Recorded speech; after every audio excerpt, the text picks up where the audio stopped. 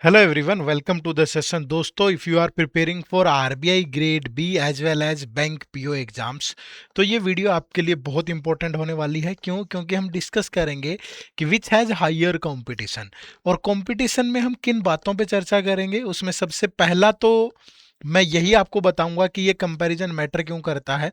दूसरा, vacancies, applicant और competition पर सीट, एक सीट पर कितना कंपटीशन है, ये कंप्लीट एनालिसिस हम लोग देखेंगे। फिर डिफिकल्टी लेवल की, कौन सा एग्जाम टफर है दोनों में, और which exam should you prepare for, RBI grade B, bank PO या फिर बोथ। ठीक है, और बैंक पीओ से मतलब यहाँ पे एसबीआई, आईबीपीएस और आरआरबीपीओ तीनों से है। ठीक है, शुरू करने से पहले एक छोटा सा सजेशन आप लोगों के लिए, अगर आप बैंक पीओ या आरबीआई ग्रेड बी को प्रिपेयर करना चाह रहे हैं तो सबसे पहला इसके प्रीवियस ईयर पेपर का एनालिसिस जरूर कर लेना। इसी वीडियो के डिस्क्रिप्शन में लिंक मिलेगा जहां पे आप आरबीआई ग्रेड बी और बैंक पीओ के जो पेपर हैं, प्रीवियस ईयर पेपर, वो फ्री ऑफ कॉस्ट डाउनलोड कर सकते हो, जाइएगा जरूर कर लीजिएगा। दोस्तों, सबसे पहला सवाल यही कि ये कंपैरिजन मैटर क्यों करता है। ये कंपैरिजन मैटर करता है understanding the perception of competition. बहुत सारे बच्चे ये सोचते हैं कि यार यहाँ पे वैकेंसीज कम है तो शायद कंपटीशन भी कम हो, ठीक है, या यहाँ पे वैकेंसीज ज़्यादा है तो शायद वे कंपटीशन भी ज़्यादा हो, या उल्टा भी हो सकता है कि यहाँ कम वैकेंसीज कम है तो कंपटीशन ज़्यादा हो सकता है, यहाँ पे वैकेंसी ज़्यादा है तो कंपटीशन कम हो सकता है, यहाँ मेरे सिलेक्शन के चांसेस ज़्यादा हैं। लेकिन एक्चुअल में वो ये देखते ही नहीं है कि क्या डिफिकल्टी लेवल है, कितनी सीट्स आती है, क्या रिक्वायरमेंट है। मतलब अगर आप बहुत सारी चीज़ों को एक बार के लिए समझ लें, देख लें, तो फिर आपके लिए प्रिपरेशन जर्नी आसान हो जाती है। ठीक है, तो जो भी मिसकंसेप्शंस हैं वो काफ़ी हद तक दूर हो जाएंगे आपको वैकेंसीज को, सिलेक्शन चांसेस को, डिफिकल्टी को लेकर के इस वीडियो के एंड तक। तो प्लीज़ इसको कंटिन्यू करिएगा।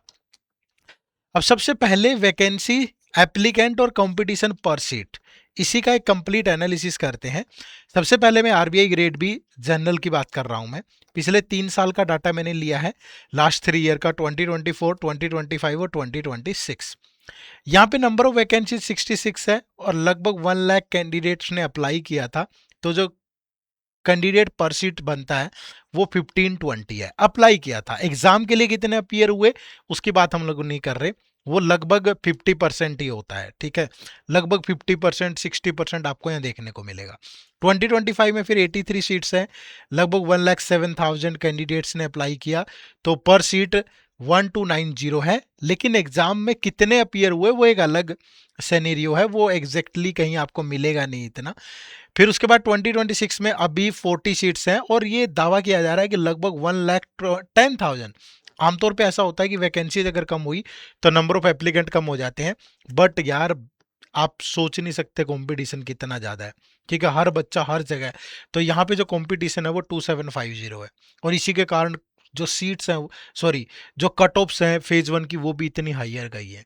ठीक है, तो पहली चीज तो आप ये सोच लो, लगभग इसका 50-60% लोग जो हैं वो एग्जाम में अपीयर होते हैं। तो आप अंदाजा लगा सकते हैं, ठीक है, कि इतनी कम वैकेंसीज के लिए भी इतना कंपटीशन है भाई। ठीक है, तो आपको कितना एफर्ट करना पड़ेगा। अब मैं एसबीआई पीओ की बात करूं तो 2024 में 600 वैकेंसीज थी, अराउंड 6 लाख पीपल्स ने अप्लाई किया, तो 1,000 पर सीट यहाँ कंपटीशन है। अगर एस बी पी ओ 2025 की बात करें तो 541 वैकेंसीज हैं, अराउंड 6,50,000 लोगों ने अप्लाई किया, तो अराउंड 1,200 यहाँ पे पर सीट है। इस बार 2026 में डाटा आया नहीं है इतना सामने, लगभग 1,500 वैकेंसीज हैं, और जो नंबर ऑफ पीपल मिलेंगे, जो मुझे लगता है वो 8 से 10 लाख लोगों ने अप्लाई किया होगा। ठीक है, लगभग 7-8 लाख पीपल, 8 से 10 लाख भी हो सकते हैं, इतने लोगों ने अप्लाई किया होगा। ठीक है, फिर आईबीपीएस पीओ की बात करूं 2024 में अराउंड 6,000 वैकेंसीज हैं, तो लगभग 7 लाख लोगों ने अप्लाई किया, तो अराउंड 116 पीपल पर सीट थे यहाँ। ठीक है, 2025 में 5208 वैकेंसीज हैं, अराउंड 12 लाख पीपल यहाँ पे अप्लाई कर रहे हैं, और जो कंपटीशन है वो 230 पर सीट हो जाता है। ठीक है, आरआरबीपीओ की बात करें तो 3583 वैकेंसीज है, अराउंड 7,32,000, तो 2204। तो मैं एक मोटा सा आइडिया दे देता हूँ कि अगर आईबीपीएस पीओ आरआरबी पीओ की बात करोगे तो यहाँ लगभग 200 से 200 से 300 स्टूडेंट होते हैं पर सीट। और अगर एसबीआई पीओ की बात करें तो ये आंकड़ा 1000 के अराउंड होता है पर सीट, ठीक है, 800 टू 1000 होता है। और आरआरबी की भी बात करोगे तो ये लगभग सेम ही मिलेगा आपको, लगभग 8000 1000 1200 1500 के अराउंड, ठीक है, क्योंकि नंबर ऑफ वैकेंसीज पिछले 3 साल से कम है। तो ये हो गया, बट इससे ये अंदाजा मत लगाओ यार कि इसका मतलब ये नहीं है कि अगर यहाँ नंबर ऑफ पीपल अराउंड 116 है तो यहाँ सिलेक्शन आसान है, नहीं। इन 7 लाख पीपल्स के अंदर 50,000 तो वो ऐसे बिल्कुल टॉप क्लास के लोग निकल ही आएंगे ना, जिनके बीच में कंपटीशन होना है, ठीक है। तो इन सब चीज़ों से थोड़ा आइडिया हम ये लगा सकते हैं कि मैं सिर्फ आपको ये अपॉर्चुनिटी बता रहा हूँ, ठीक है, और कंपटीशन बता रहा हूँ। पहली चीज़ तो मैं अपॉर्चुनिटी बता रहा हूँ कि आरबीआई ग्रेड बी के साथ साथ आप बैंक पीओ को प्रिपेयर कर सकते हो। दूसरा मैं आपको ये बता रहा हूँ कि आप ये मत सोचना कि यहाँ आसान होगा अगर नंबर ऑफ वैकेंसी ज़्यादा है, नहीं। कंपटीशन यहाँ भी उतना ही है, यहाँ भी उतना ही एफर्ट आपको करना पड़ेगा, बहुत आसानी से नहीं हो जाएगा, ठीक है। हाँ, यहाँ ज्यादा है, इसमें कोई दो राय नहीं है, क्लियर। चलो उसके बाद अगर डिफिकल्टी लेवल की बात करें, which exam is tougher to correct, bank PO ज्यादा टफ है कि आरबीआई ग्रेड भी, तो अलग अलग पैरामीटर पे बात करेंगे। सबसे पहले तो वैकेंसीज की बात कर लूँ मैं, तो डिफिकल्टी लेवल कैसा है, यहाँ बहुत लिमिटेड वैकेंसीज हैं अभी। अगर कभी आई भी है तो हाईएस्ट 200 250 इतनी हाईएस्ट आपको मिली है जो अभी। तो अगले 1-2 साल में तो मुझे नहीं लगता कि इतनी वैकेंसीज आपको मिलेगी, हाँ 100 के अराउंड ये वो सब मिलने के चांसेस है, ठीक है। बैंक पीओ की बात करूं तो कंपैरेटिवली हाईयर वैकेंसीज हैं। पिछले 2 सालों से एसबीआई पीओ में भी कम आ रही थी, बट इस बार 1500 हो गई है।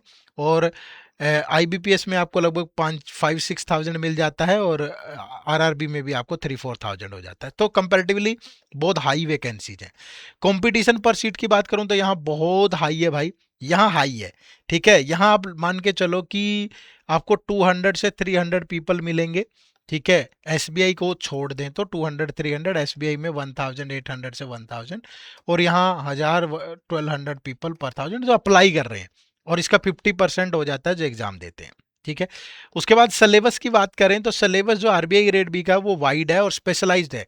वाइड का मतलब ये है कि जैसे जीए है, बहुत वाइड एरिया है। क्वांट रीजनिंग इंग्लिश तो चलो जैसा बैंक में आता है वैसा ही है, बट उसके बाद ईएसआई, ठीक है, जो फेज 2 का सिलेबस है, ईएसआई और फाइनेंस एंड मैनेजमेंट, ठीक है। फिर मैनेजमेंट में पूरा थ्योरी वाला पार्ट है, फाइनेंस आपका करंट पे बहुत बेस्ड है, फिर उसमें ऑब्जेक्टिव भी है और डिस्क्रिप्टिव पेपर भी है।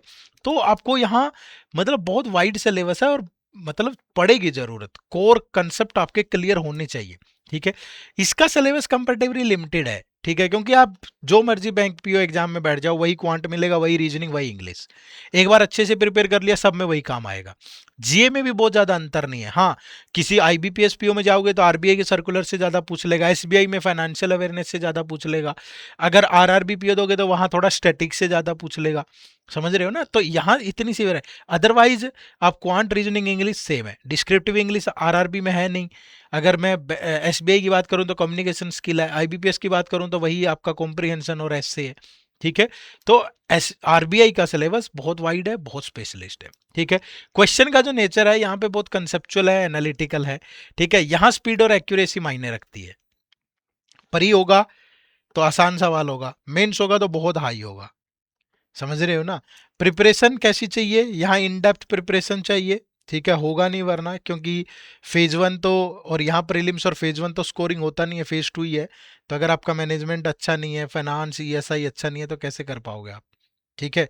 कोर कंसेप्ट भी होने चाहिए। अब पता ही नहीं है मॉनेटरी पॉलिसी, ठीक है, कैसे निकालते हैं, ये वो सब, मतलब बहुत सारे कंसेप्ट हैं। अब मैं इतना तो, मेरा भी वो सब्जेक्ट नहीं है, बट मैं आपको बता रहा हूँ। यहाँ एक्सटेंसिव प्रैक्टिस और स्पीड चाहिए बस, ठीक है, मतलब कम टाइम में भी किया जा सकता है इसको।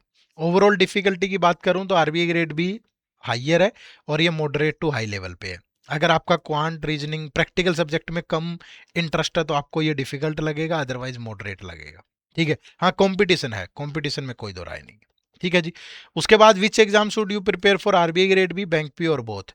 अब देखिए कौन लोग हैं जिनको आरबीआई ग्रेड बी के लिए प्रिपेयर करना चाहिए। अगर आपके कंसेप्ट स्ट्रॉन्ग्स हैं, स्ट्रॉन्ग कंसेप्ट है, मतलब आपको ज़्यादा इश्यू नहीं आता है उन चीज़ों में, रीडिंग में, एनालिसिस में, ठीक है, लॉन्ग टर्म प्रिपरेशन में, क्योंकि यहाँ आपको मैनेजमेंट ईएसआई ठीक है, फिर आपका फाइनेंस, ठीक है, करंट अफेयर की बहुत वाइड रेंज है, डिस्क्रिप्टिव भी है, ऑब्जेक्टिव भी है, अच्छी कमांड होनी चाहिए, समझ रहे हो ना? तो यहाँ अच्छी खासी ये चीज़ें चाहिए होंगी। तो अगर आपकी इस तरह की चीज़ों में रुचि है, थोड़ा पढ़ सकते हैं आप अच्छे से, तो आप यहाँ जा सकते हैं। लेकिन अगर आप कैलकुलेशन में अच्छे हैं, आप कंफर्टेबल हैं स्पीड बेस्ड एग्जाम्स के साथ, आपकी अप्रोच थोड़ी एलिमिनेशन वाली है, ठीक है, और आप बहुत फ्रीक्वेंट अपॉर्चुनिटीज़ की तलाश में रहते हैं कि एकदम से आया कम टाइम में प्रिपेयर किया। जैसे अभी मैं एसबीआई पीओ की बात करूं, आपका 1 2 अगस्त को शायद प्रीलिम्स होगा, 12 सितंबर को मेंस होगा, अक्टूबर नवंबर 5 6 महीने में ख़त्म। ये भी इतने में ख़त्म हो जाता है, बट इसकी प्रिपरेशन में